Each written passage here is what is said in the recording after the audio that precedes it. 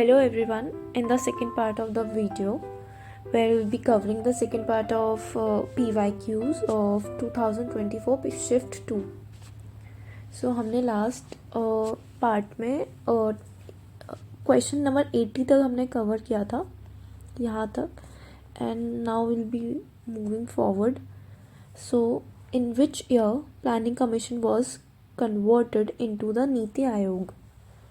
सो इसका correct answer 2015 था. 2015 में जनवरी 1 को जो है planning commission it was converted to NITI आयोग.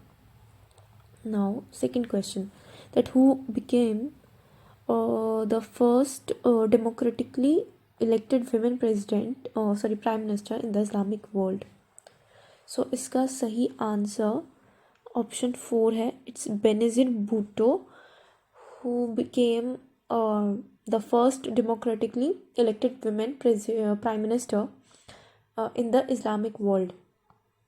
So बेनज़ीर भुट्टो जो थी पहली हमारी मतलब प्राइम मिनिस्टर रही हैं इस्लामिक वर्ल्ड में, अगर देखें तो, जो एक डेमोक्रेटिक इलेक्शन मतलब उन्होंने लड़ा था और उसके बाद वो आई थी. Next question is, which Indian president has inaugurated newly restored Somnath temple? So इसका करेक्ट आंसर है राजेंद्र प्रसाद. उन्होंने जो था जो न्यूली रिस्टोर्ड सोमनाथ टेम्पल है उसको जो है रिस्टोर किया था, बिकॉज उसके पहले जो था सोमनाथ टेम्पल जो था थोड़ा बहुत हम देखते हैं कि बिकॉज ऑफ द इन्वेजन्स वो बहुत ज़्यादा डिस्ट्रॉय हो चुका था जब बाहर से अफ़गान्स एंड नादिर शाह जब वो अटैक करते हैं इंडिया के ऊपर. सो सोमनाथ टेम्पल उस टाइम पे जो है बहुत ज़्यादा डिस्ट्रॉय हो गया था. उसको रीस्टोर किया था इंडियन प्रेसिडेंट ने और वो थे Rajendra Prasad. Next question is that choose the correct statements regarding the comparative politics. So the first statement is Indian traditional approach. It emphasis on the value-laden study of politics. So हमें इसमें correct answer ढूंढना है और इसका सही answer 4th है, ACD. A correct है, C correct है एंड आपका D करेक्ट है. सो A statement is saying that जो ट्रेडिशनल अप्रोच थी उसने बहुत ज़्यादा एम्फेसिस किया था वैल्यू लेडन पे. मतलब it was not much related to facts, it was not related to facts but value system. मतलब वो एम्पेरिकल ना होकर के बहुत ज़्यादा नॉर्मेटिव थी traditional approach. So this is true कि हमारी स्टार्टिंग में जो अप्रोचेस थी पॉलिटिकल थियोरी में मान लो या फिर कंपेरेटिव पॉलिटिक्स में वो बहुत ज़्यादा एम्पेरिक मतलब नॉर्मेटिव अप्रोच रखती थी. एंड फिर लेटर ऑन जब धीरे धीरे चेंजेस आने लगे तो हम देखते हैं कि कंपेरेटिव पॉलिटिक्स या फिर पॉलिटिकल थियोरी उन सब एरियाज़ में जो अप्रोच थी वो चेंज होकर के एम्पेरिकल अप्रोच में चेंज हो गई थी. दैट मीन्स साइंटिफिक अप्रोच जो थी वो चूज़ की थी. सो फर्स्ट ऑप्शन बिल्कुल सही है. देन सेकेंड ऑप्शन इज कि जो बिहेवियरल अप्रोच है it is one of the important traditional approach. No, your behavioural approach is not one of the important traditional approach because behavioural approach is itself the alternative, or you can say the further development later on after the traditional approach. So पहले traditional approach आता है, उसके बाद कुछ changes होते हैं normative से आप एम्पेरिकल स्टडीज़ या फिर साइंटिफिक स्टडीज़ की साइड में जाते हैं और फिर उसके बाद हम देखते हैं कि ट्रेडिशनल अप्रोच के बाद बिहेवियरलिस्ट अप्रोचेस आती हैं एंड उसके बाद पोस्ट बिहेवियरलिस्ट भी आता है. सो एक ये जो साइकिल थी ये उस टाइम पे चल रही थी. एंड तो ट्रेडिशनल के बाद आप बिहेवियरल आ रहे हैं, लेकिन behavioural it is not one of the important traditional approach क्योंकि ट्रेडिशनल अप्रोच एंड बिहेवियरल दोनों ही बहुत डिफरेंट है, ये भी और ये भी. तो इसलिए ये वाला गलत हो गया. तो हम यहाँ से B एलिमिनेट करेंगे तो हमें आंसर मिल जाएगा कि ACD है. बाकी स्टेटमेंट्स भी देख लेते हैं, जैसे कि David Easton he is one of the leading theorist of behaviouralism. हाँ, बिहेवियरलिज्म जो है डेविड ईस्टन की रीडिंग्स पे और उसकी जो कॉन्ट्रीब्यूशंस पे उस पर बहुत ज़्यादा बेस्ड है, और वो एक बिहेवियरलिज्म का बहुत ज़्यादा इम्पॉर्टेंट एक थियरिस्ट है, David Easton. The next statement is that David Easton, he has given the input-output analysis, which has the three main variables in the form of demands, supports and feedback, which is correct. सो हमें बस यहाँ से ये याद रखना है कि जो डेविड ईस्टन थे उन्होंने इनपुट और आउटपुट एनालिसिस दिया था इन द फॉर्म इनपुट, जिसमें थ्री मेन वेरिएबल्स थे, और थ्री मेन वेरिएबल्स में सबसे पहला था डिमांड. ठीक है, आपकी डिमांड जो होती है ये एक इनपुट आउटपुट एनालिसिस में एक फर्स्ट मेजर वेरिएबल है. देन सपोर्ट होना चाहिए, ठीक है, एंड देन उसके बाद फीडबैक होना चाहिए. ठीक है, सो डेविड ईस्टन की जो अप्रोच है वो बिहेवियरलिज्म में बहुत इंपॉर्टेंट रोल प्ले करती है.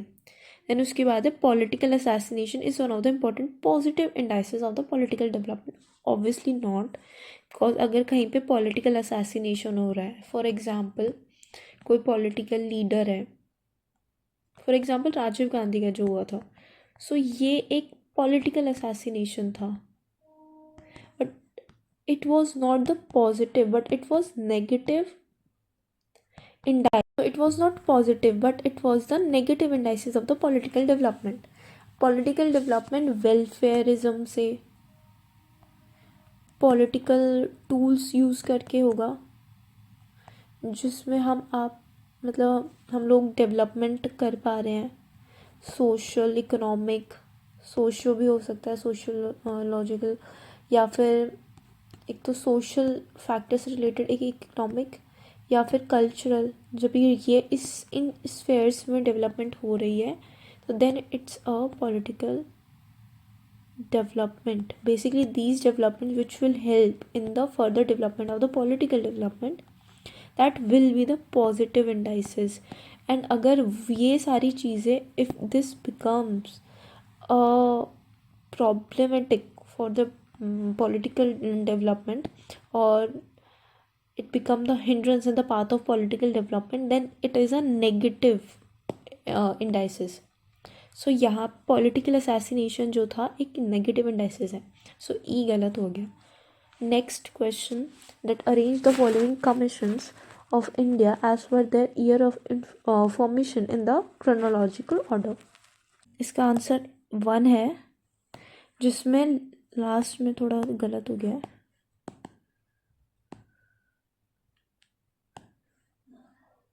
नेशनल कमीशन, ओके मैं दोबारा बता देती हूँ.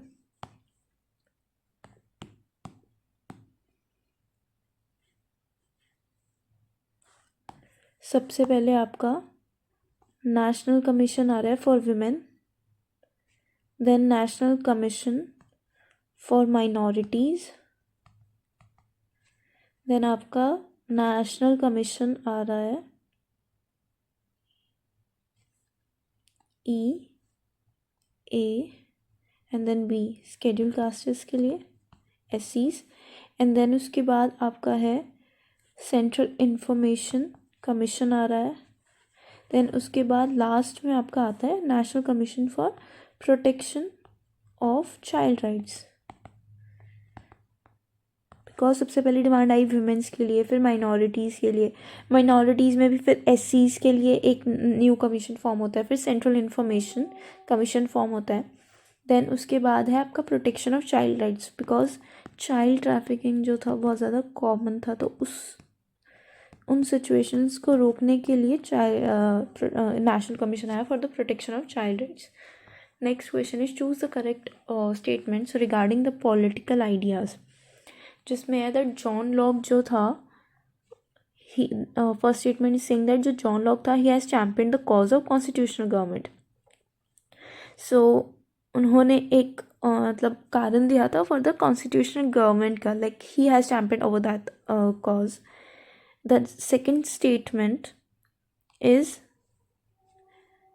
Montesquieu. He has proposed a system of checks and balances in the form of separation of power, which became the important feature of British Constitution. So basically Montesquieu ने जो है ऐसा कुछ भी propose नहीं किया था regarding the checks and balance in the form of separation of power. So Jeremy Bentham developed his idea of utilitarianism, which is also a part of PYQ. J.S. Mill, so C correct है, A correct है. John Locke ने एक important course दिया था constitutional government का, and also like the major cause for the constitutional government was John Locke. कि हम आज देखते हैं कॉन्स्टिट्यूशन गवर्नमेंट है because he was the first one two bring the liberty, the idea of liberty, fraternity and equality. So he has championed over that. And then the next statement is that J.S. Mill, he has argued for the broadening of popular participation with inclusion of women. So this was also correct क्योंकि J.S. Mill जो है, जब feminist critic आता है किसी भी topic में, तो फेमिनिस्ट जो है J.S. मिल को इतना ज़्यादा क्रिटिसाइज़ नहीं करते हैं बिकॉज J.S. मिल जो था he was not misogynist meaning he was not against women, but he has talked for the inclusion of women कि विमेन का पार्टिसिपेशन भी होना चाहिए पॉलिटिक्स में, या फिर हम कह सकते हैं कि जो डिसीजन मेकिंग है उस सब में पॉपुलर पार्टिसिपेशन होना चाहिए वुमेन का. तो उसके लिए J.S. मिल जो है उन्होंने बात की थी.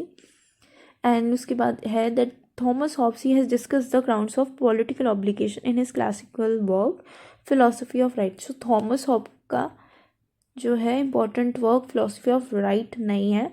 सो थॉमस हॉब का सोशल कॉन्ट्रैक्ट आता है और बाकी सारे कुछ इंपॉर्टेंट वर्क्स आती हैं but not the philosophy of right. So इसका सही answer A, C and D. ठीक है, J.S. Mill, Jeremy Bentham and John Locke वाली स्टेटमेंट है. Then the next question is that in which year Burma, that is Myanmar today, it was bifurcated from the British India. So the correct answer is 1937. The next question is arrange the following events in the chronological order.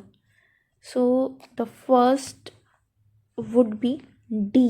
अगर हम chronology देखें तो सबसे पहले Champaran movement होता है around 1916-17 आप मान सकते हैं बिकॉज कहीं कहीं पे बुक में 16 है ईयर और कहीं कहीं पे 1917 दिया हुआ है. डी. एंड फिर उसके बाद जो है आपका पेजेंट मूवमेंट खेड़ा वाला होता है.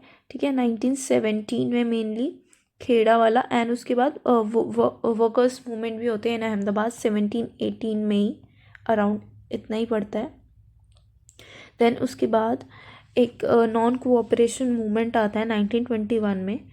ठीक है, और ये जो था non cooperation movement this was called off in 1922 में. ये मतलब चौरी चौरा इंसिडेंट की वजह से जो गांधी हैं वो मतलब इस इंसिडेंट के बाद और नॉन कोऑपरेशन मूवमेंट को जो है वहीं पे रोक देते हैं. और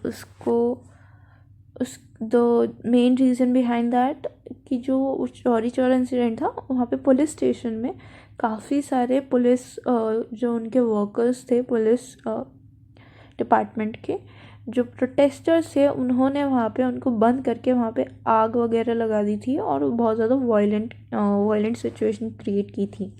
इसीलिए चौरी चौरा इंसिडेंट के बाद हम देखते हैं कि Gandhi called off the movement. And इसके बाद इम्पॉर्टेंट जो इवेंट है वो है पूर्ण स्वराज. 1928 के अराउंड जो है पूर्ण स्वराज की डिमांड आती है जिसमें कांग्रेस एक्सेप्ट करती है लाहौर कांग्रेस के टाइम पे कि पूर्ण स्वराज जो है उसकी मेन डिमांड है एंड उसका कांग्रेस का गोल है जो उनको लेकर पूरा कंप्लीट करना है. एंड देन उसके बाद लास्ट में सिविल डिसोबीडियंस मूवमेंट आता है. यहाँ पे पूर्ण स्वराज कंप्लीट इंडिपेंडेंस की डिमांड आती है.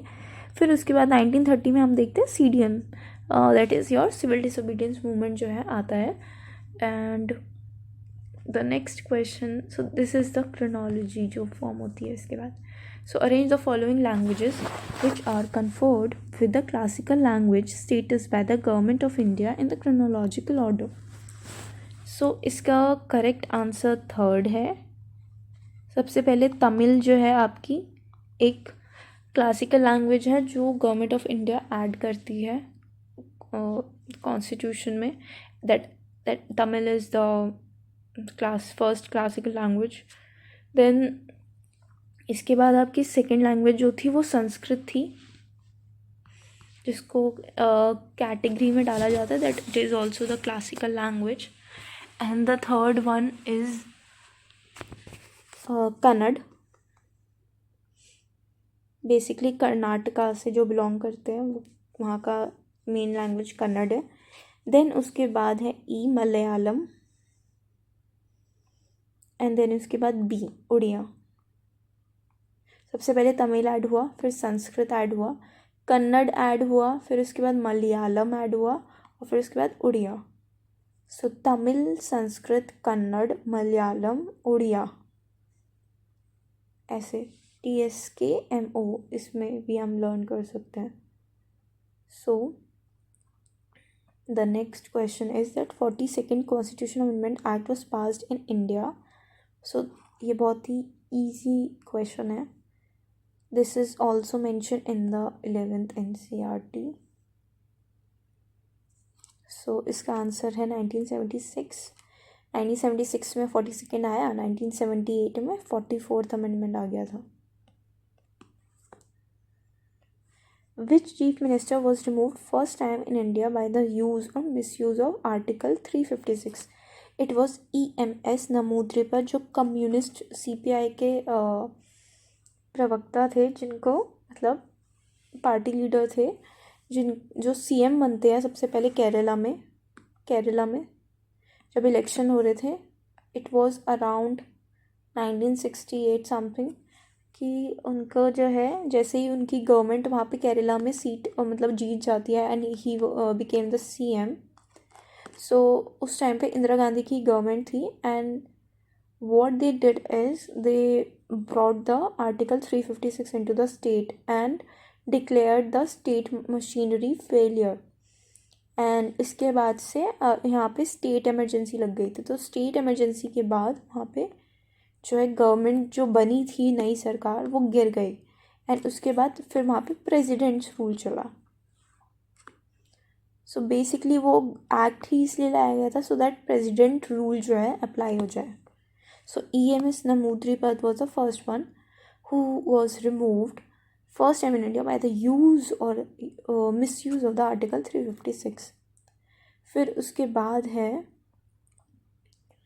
that after Jawaharlal Nehru, which one of the following leader became the Prime Minister of India third time in row after completing 2 full tenures? So obviously this is the Narendra Modi, क्योंकि इंदिरा गांधी की जो सरकार थी अगर हम देखें तो उनका जो था फर्स्ट टर्म बहुत अच्छे से गया था और फिर उसके बाद उनका फर्स्ट टर्म में आते आते हमने देखा है कि वहाँ पे इमरजेंसी लग जाती है और फिर जब वो सेकंड टर्न्योर में आती हैं उसके बाद मतलब उसके बाद उनकी डेथ ही हो जाती है 1984 में. तो वो थर्ड मतलब टाइम जो है मतलब कंप्लीट नहीं कर पाए अपने टेन्योर्स. सो आफ्टर जवाहरलाल नेहरू मतलब उनका थर्ड टेन्योर आ ही नहीं पाया बिकॉज उनसे पहले उनकी जो थी डेथ हो गई थी, असैसिनेशन हुआ था basically. So after Jawaharlal Nehru which one of the following leader became the prime minister of the India third time in row after completing the 2 full tenures? और इंदिरा गांधी के 2 full tenures भी नहीं थे, उसमें उन्होंने इमरजेंसी लगाई थी विच वॉज इलीगली वो जो थी वहाँ पे मतलब नेशनल इमरजेंसी इम्पोज की गई थी इंडिया में. देन उसके बाद हम देख रहे हैं नरेंद्र मोदी जो है उनकी गवर्नमेंट का ये थर्ड टर्म है रेगुलर और उनके 2 full टर्म अच्छे से निकले हैं. देन उसके बाद है next question that which article of Indian constitution it makes special provision for the administration of certain areas called the schedule of areas. So इसका जो है करेक्ट आंसर है 244 क्लॉज 1 आर्टिकल जो है it is related with the scheduled areas. The next question is that state wise membership बतानी है इन की constitutional assembly में क्या क्या स्टेट मेंबरशिप थी 31 दिसंबर 1947 में स्टेट वाइज. सो सबसे पहले अगर हम देखें तो इसका फर्स्ट ऑप्शन करेक्ट है एंड ए का 2 होगा ठीक है। मद्रास का जो था 49 था, काफ़ी हायर उसका कॉन्स्टिट्यूशनल मेंबरशिप रहा था उस टाइम पे। बॉम्बे का जो था उस टाइम पे 21 था। वेस्ट बंगाल का 19 था। यूनाइटेड प्रोविंस का 55 था। ऑब्वियसली यूनाइटेड प्रोविंस का सबसे हाईएस्ट रहेगा, बिकॉज यूनाइटेड प्रोविंस उस टाइम में भी और अभी भी काफ़ी मतलब एक लार्जर स्टेट में आती है। सो यूनाइटेड प्रोविंस का जो था 55 मतलब उसका रिप्रेजेंटेशन रहा है स्टेट में, मतलब स्टेट का कॉन्स्टिट्यूशनल असेंबली में। सो 55 इज़ द ह्यूज नंबर। सो अगर हम देखें तो सी जो था मतलब डी जो ऑप्शन दिया हुआ है यूनाइटेड प्रोविंस, ये बाद में जाके कार्व्ड आउट होता है, जिसमें से यूपी में से जो बाकी स्टेट्स है वो कार्व्ड आउट होती हैं जब डिमांड्स आती है और सेसेशनिस्ट टेंडेंसीज जब सामने आती हैं तो। एंड इसमें से फिर हम देखते हैं कि यूनाइटेड प्रोविंस में से हमारा जो आपका बाकी स्टेट्स हैं वो डिवाइड हो जाती हैं। सो बेसिकली यूपी पहले बहुत ज़्यादा एरिया में डिवाइडेड था, फिर धीरे धीरे बाकी स्टेट्स भी इसमें से कार्व्ड आउट हुई हैं। इसमें से एमपी का भी कुछ एरिया निकला है और इधर बिहार भी थोड़ा सा कार्व्ड आउट होके थोड़ा एरिया वो डिवाइड हुआ है।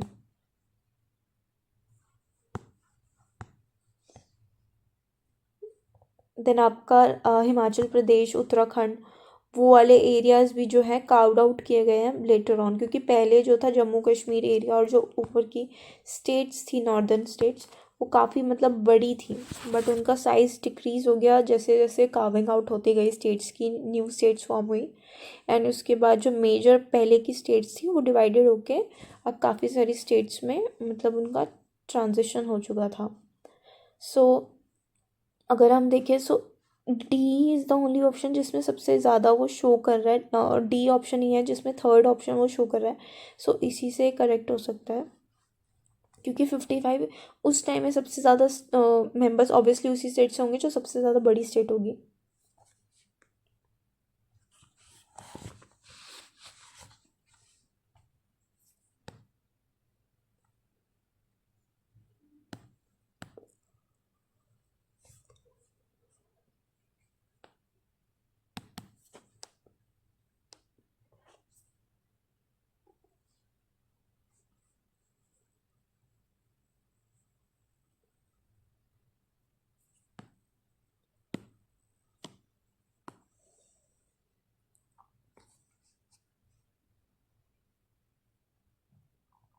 So next question. Arrange the following designated SARC years in the chronological order. So इसमें जो है थर्ड ऑप्शन जो है करेक्ट है। सबसे पहले आपका बी मतलब जो ये SAARC year of girl child आया था। देन उसके बाद हम देखते हैं सार्क ईयर ऑफ एनवायरनमेंट जो है ये इंट्रोड्यूस करते हैं। सो बेसिकली ये जो है ये सब ब्रॉडर थीम्स हैं जो हर साल रखी जाती हैं, हर एक ऑर्गेनाइजेशन की एक न्यू थीम रखी जाती है हर बार। सो सार्क की हम देखते हैं सबसे पहले इस क्रोनोलॉजी में जो हमें गिवन है कि सबसे पहले एक गर्ल चाइल्ड के ऊपर वो सार्क का मतलब ईयर वाला थीम रखते हैं। देन उसके बाद जो है एनवायरनमेंट के ऊपर जो है थीम रखी जाती है। देन उसके बाद हम देखते हैं SAARC year of disabled persons को ईयर डेजिग्नेट किया जाता है। देन उसके बाद है year for the youth, fourth. And then उसके बाद पॉवर्टी इराडिकेशन के लिए जो है हम देखते हैं कि डेजिग्नेट करते हैं सार्क ईयर को। The next question is that read carefully the following statements regarding the fundamental duties in Indian Constitution and choose the correct answer. So fundamental duties, they were inserted by the 44th Constitutional Amendment Act. So इसका सही answer है ABCE. So first option is totally correct क्योंकि 44th constitutional amendment ही था जिसमें fundamental duties हमारी add होती हैं। फिर उसके बाद है B saying that the parliament can not amend the fundamental duties. True, it can not be amended. The third option is that fundamental duties they can be enforced by the writs, which is right, like you can enforce the writ but they are not justiciable in the courts, but this can be enforced by the writs. So there are 11 fundamental duties in the article 51A, which is wrong. There are 12 fundamental duties. The next is promotion of international peace and securities. In one of the important fundamental, like it is one of the fundamental duty. So इसमें कुछ कुछ mistakes भी मिल जाएंगे, और but overall हमें समझ में आ रहा है कि ये फंडामेंटल ड्यूटीज़ वाले थीम के ऊपर क्वेश्चन है. सो fundamental duty, like this chapter became important like since 4 to 5 years. fundamental duties, fundamental rights, DPSPs, ये chapter जो है कुछ मतलब ये important part है किसी भी गवर्नमेंट एग्ज़ाम में जिसमें भी पॉलिटी लाइक एक स्पेशल पार्ट है.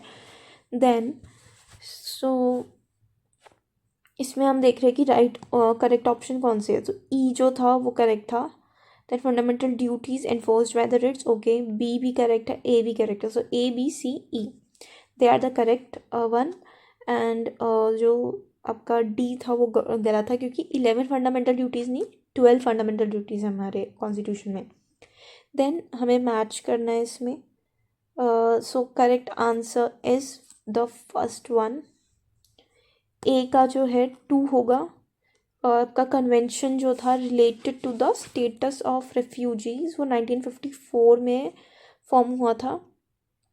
सो 1954 में अगर आप देखो सबसे पहले अगर हम इंटरनेशनल ह्यूमन राइट डॉक्यूमेंट्स की बात करें, सबसे पहले जो था डॉक्यूमेंट वो आया था convention which was related to the status of refugees जो था, क्योंकि उस टाइम पे रेफ्यूजी प्रॉब्लम बहुत ज़्यादा सिग्निफिकेंट थी.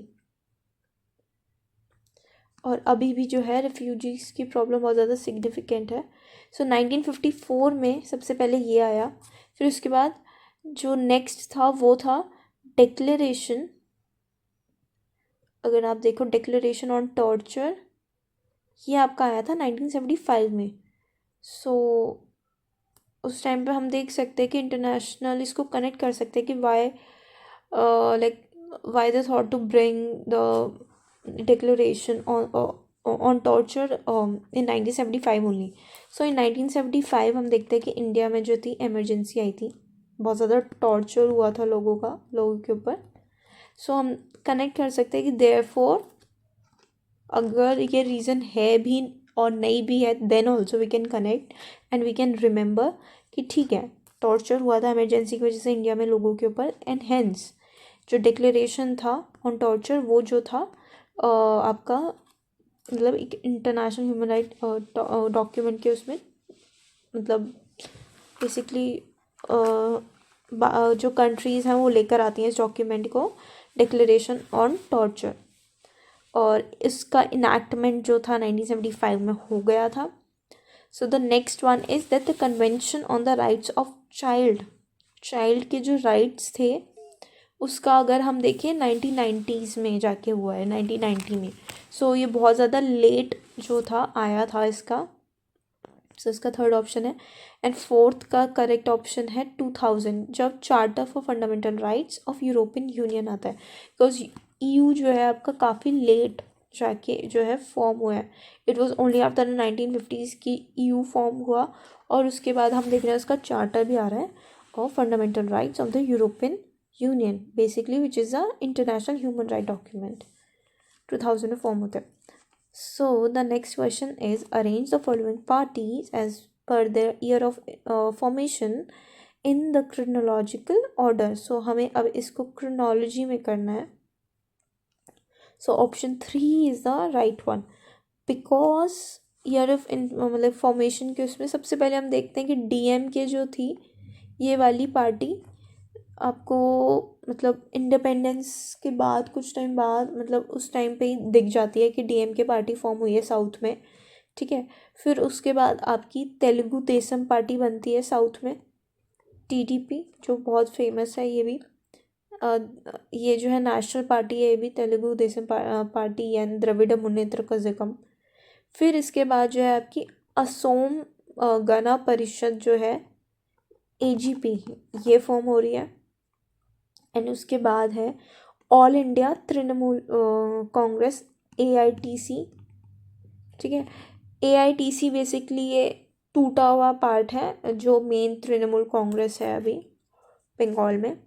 देन AITC फॉर्म हो रही है। देन उसके बाद हम देखते हैं कि जनता दल जो था वो फॉर्म होता है। सबसे पहले जनता दल जो था एक ये यूनाइटेड वाला है। एक इससे पहले जनता पार्टी हुआ करती थी 1970s के टाइम पे, जो फॉर्म करती है गवर्नमेंट आपका 1980 से पहले ही, लाइक जब इमरजेंसी आती है, इमरजेंसी के बाद जो है आपकी जनता पार्टी आती है पावर में, और वो पार्टी मतलब जो है गवर्नमेंट फॉर्म करती है। आगे जाके यही जनता पार्टी जनता दल में जो है ट्रांसफॉर्म हो जाती है। तो जनता दल एक यूनाइटेड था और एक डिवाइडेड वाला था, ठीक है। सो यूनाइटेड वाला जो है उसके बाद फॉर्म होता है, अगर हम इस क्रोनोलॉजी में देखें तो। So the next question is that consider the following statements regarding the judicial system and choose the correct answer. So the first statement is Supreme Court of Canada has 3 judges from the province of Quebec to ensure ethnic and religious balance maintain करने के लिए। तो उसका सही answer ABD है, जिसमें A है correct. सो Canada में जो है क्यूबेक जो है it is a part or you can say it's a region in Canada जहाँ पे फ्रेंच स्पीकिंग पीपल रहते हैं। एंड फ्रेंच स्पीकिंग जो पॉपुलेशन है it's a minority there, but it still have a major say and major part in the Canadian politics.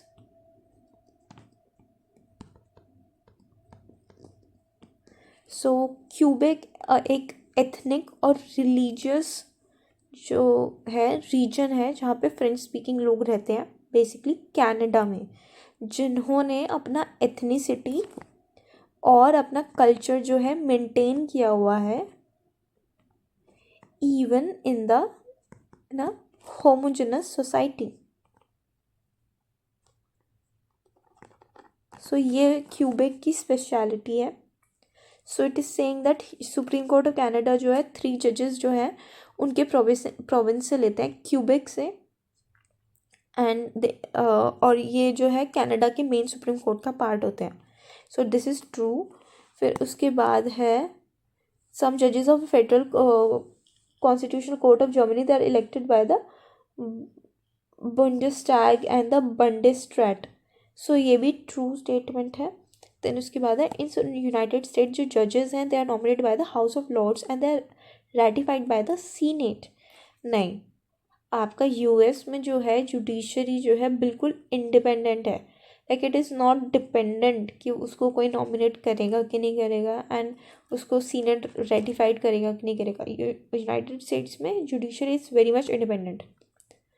And like India में यहाँ पे amalgamation होता है, नॉमिनेशन होता है, आपका इलेक्शन होता है जजेस का, फिर उसके बाद उनको सिलेक्ट किया जाता है, फिर उसके बाद वो ओथ लेते हैं, ओथ एंड एफर्मेशन होता है उनका।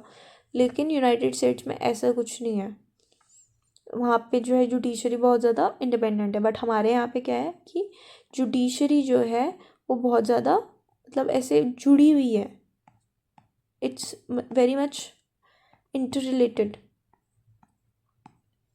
लाइक आपका एक साइड हो गया आपका लेजिस्लेचर, आपका एग्जीक्यूटिव एंड जुडिशरी। सो तीनों जो है एक दूसरे से कहीं ना कहीं लिंक करते हैं, ठीक है। So the next statement is that US, तो ये स्टेटमेंट तो गलत हो गया। सो सी अगर हम इसमें से एलिमिनेट करें तो तब भी हमें ये वाली स्टेटमेंट मिल जाती है। So the next statement is that US constitution of 1787 it did not explicitly provide for the judicial review, which is true। जो judicial review जो part है यूएस का वो जो है काफ़ी बाद में उसका फॉर्म होता है और वो कॉन्स्टिट्यूशन या फिर हम कह सकते हैं यूएस मतलब उसकी कॉन्स्टिट्यूशनल प्रैक्टिस का पार्ट बनता है, बट वो स्टार्टिंग में ऐड नहीं किया गया था। The next one is that the power for a judicial review, it has been originated in India in the leading case of Marbury and Madison, which is wrong. We have brought judicial review from the US, and it was not the invention or the origination, and it was not like invention or the originated from the Marbury case. Okay, Marbury and the Madison case. So the next is, there are books and there are certain authors जिसको हमें एक दूसरे से match करना है. So Parliament in India, government by committee, how Britain is governed, Mussolini's Italy. So इसका सही answer third है, जिसमें अगर हम देखें तो फर्स्ट ऑप्शन का सही आंसर है केसी वेयर, जिसमें वो लिखती हैं गवर्नमेंट बाय कमिटी. बी का आंसर है parliament in India, WH Morris Jones, जो पार्लियामेंट के ऊपर लिखते हैं. सी जो है that how Britain is governed, Britain के बारे में लिखते हैं, वो है Ramsay Muir. And Mussolini's Italy, he has been the author, like it has been authored by the Herman Feiner. Or the next question is that who conceived the notion of linking pin model. So basically हम इसको find out कर सकते हैं इसका answer, because Elton Mayo का approach जो थी बहुत ज़्यादा अलग थी. देन आपका फेडरिक ट्रिक्स ने जो थे प्रिज्मेटिक मॉडल, आपका डिफ्यूज्ड मॉडल, ठीक है, प्रिज्मेटिक हो गया, आपका डिफ्यूज हो गया, और फ्यूज्ड मॉडल, ये सब दिया था. वुड्रो विल्सन जो है प्रिंसिपल्स देते हैं of public administration. Elton Mayo आपका ह्यूमन रिलेशन थियोरी देते हैं, HRT. एंड रेनिन लेकर जो है इज़ द ओनली वन जिसके बारे में यूजुअली लोगों को पता नहीं होता. एंड हेंस हम कह सकते हैं कि इनका जो मॉडल था वो लिंकिंग पिन मॉडल था.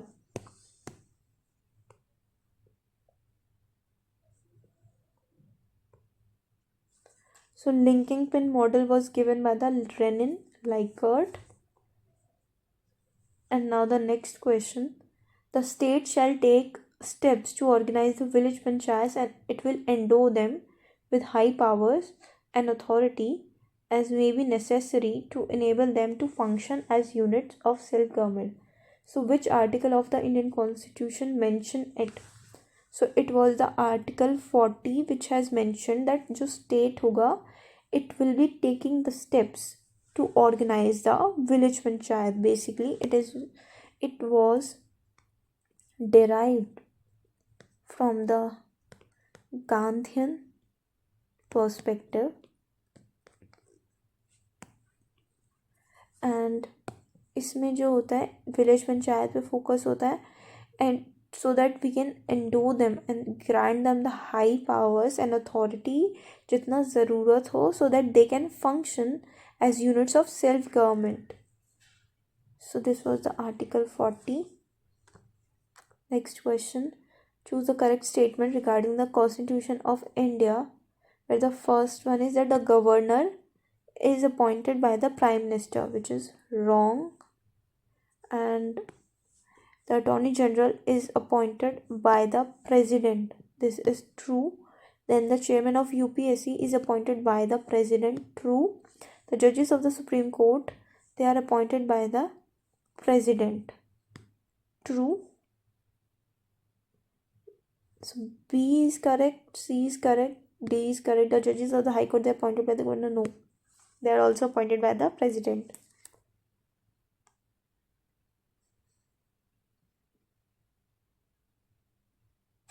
Then इसके बाद है who wrote the book Democracy, Bureaucracy and Hypocrisy. So it was written by Dwight Waldo, and Dwight Waldo has written many books, जिसमें से एक सबसे इम्पोर्टेंट डेमोक्रेसी एक मेजर थीम है जिसके बारे में लिखते हैं, bureaucracy and hypocrisy. The next one is that who stated that Sri Aurobindo, he has appropriated Hegel's notion of absolute spirit and he has employed it to radically restructure the architectonic framework of the ancient Hindu Vedanta system in the contemporary terms. So इसका सही answer Steve ऑर्डिन है, जिसमें अगर हम देखें कह रहे हैं कि जो श्री औरोबिंदो है, he has appropriated the Hegel's notion of an absolute spirit, मतलब उन्होंने बहुत अच्छा बताते हैं हेगल का जो नोशन था एब्सोल्यूट स्पिरिट का, उसको बहुत ज़्यादा अप्रोप्रिएटेड बताते हैं और उसको बहुत ज़्यादा एक तरीके से इम्प्लिसिट सपोर्ट भी करते हैं. And he has employed it to radically restructure the architectonic framework of the ancient Hindu Vedanta system in contemporary times. So वो कहना चाह रहे हैं कि अगर हमें आज के टाइम में जो एंशियंट हिंदू वेदांता सिस्टम था उसको रीस्ट्रक्चर करना है, जो उसका आर्किटेक्टोनिक फ्रेमवर्क था, सो हमें हेगल की अप्रोच जो है लेनी पड़ेगी of absolute spirit. So this was said by the Shri Aurobindo. Basically it was not said directly by Sri Aurobindo, but it was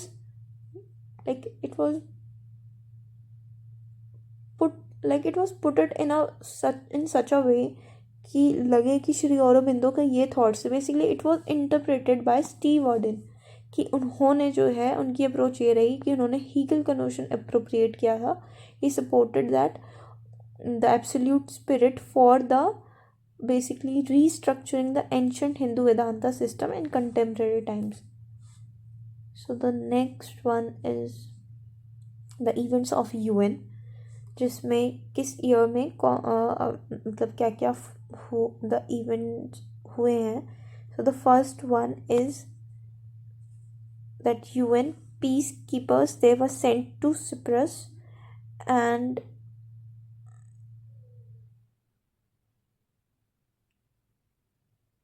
सो 1946 में आपका ये हो रहा है. 1946 में UN peacekeepers they were sent to Cyprus. And फिर इसके बाद है नेक्स्ट इज ए ऑप्शन. 1950 में जो हुआ, Trygve Lie he was he became the secretary general इन 1950s, बिकॉज 1945 के टाइम पे UN फॉर्म होता है. एंड UNSC कि जो first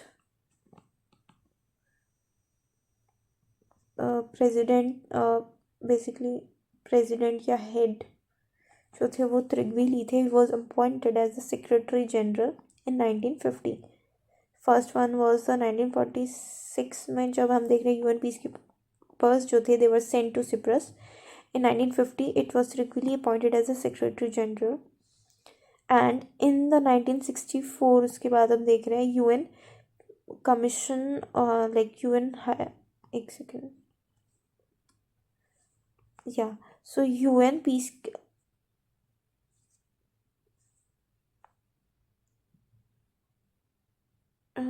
first one is the Sina. So UN peacekeepers, they were sent to Cyprus 1946.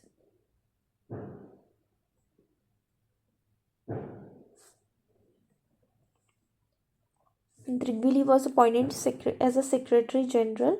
Option 2, 1950. Kofi Annan, he was appointed Secretary General in 1997. UN peacekeepers sent to Cyprus, it was 1964. And UN High Commissioner for Refugees जो था, it was established in 1950. So 1950 में आपका UN High Commissioner for Refugees established होता है. UN peacekeeper are sent to Cyprus in 1964. And Kofi Annan, he became the Secretary General in 1997. And 1946 में त्रिगविली जो है वो आपका सेक्रेटरी जनरल बनते हैं. So it was he was the first UNSC Secretary General.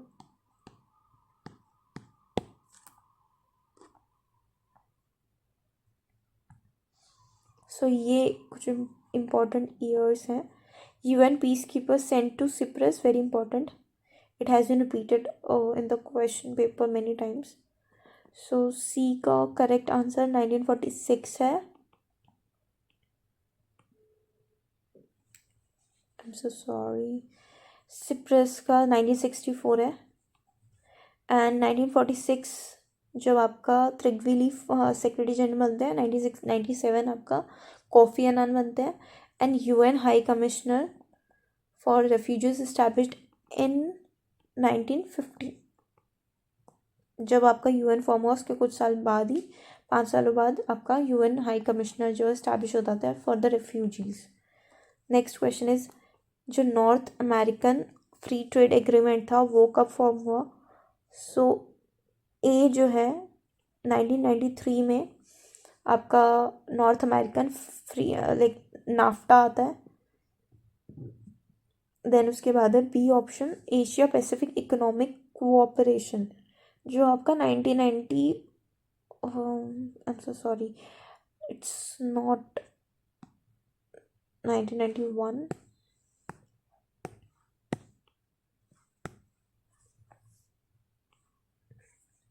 So NAFTA जो था हमारा 1993 में फॉर्म होता है.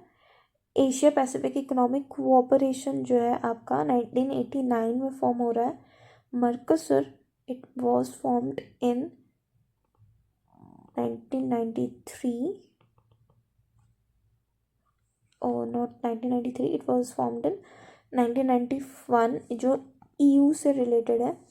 And free trade area of Americas जो डी है वो आपका 1994 में इस्टेब्लिश होता है. सो अगर हम नाफ्टा देखें तो जो नॉर्थ अमेरिका का है ये 1993 में आ रहा है, और जो फ्री ट्रेड एग्रीमेंट आपका अमेरिका का है वो वाला 1994 में. तो दोनों जो है इंटर रिलेटेड है. बट फिर उसके बाद 1991 एंड 1993 बचा. 1993 में आपका नाफ्टा हो गया.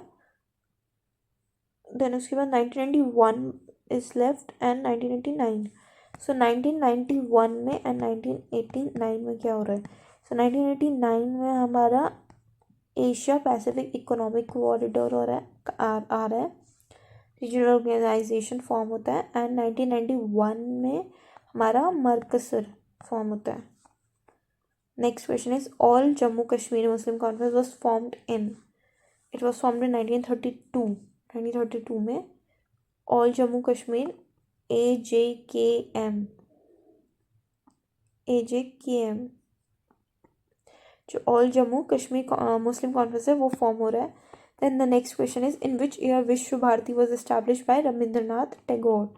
सो विश्व भारती जो था it was establish by Rabindranath Tagore in 1918. Vishwa Bharti, it's an important keyword that Vishwa Bharati was established in by Rabindranath Tagore in 1918. 1918 is also the year जब हमारे यहाँ पे मूवमेंट स्टार्ट हो गए थे by Gandhi. Mobilization against the oppressive British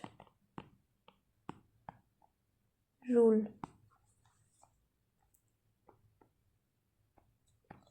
So the next one is that legislatures और उनकी country.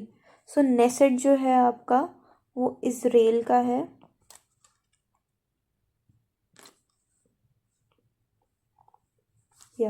And C is House of Commons जो हम देखते हैं यूनाइटेड स्टेट्स ऑफ अमेरिका में, और not United states of America but United kingdom में, UK में. एंड नेशनल असेंबली जो है हमारी होती है पाकिस्तान में. And house of representatives in USA. So it was very easy. So next we will be covering in the next part.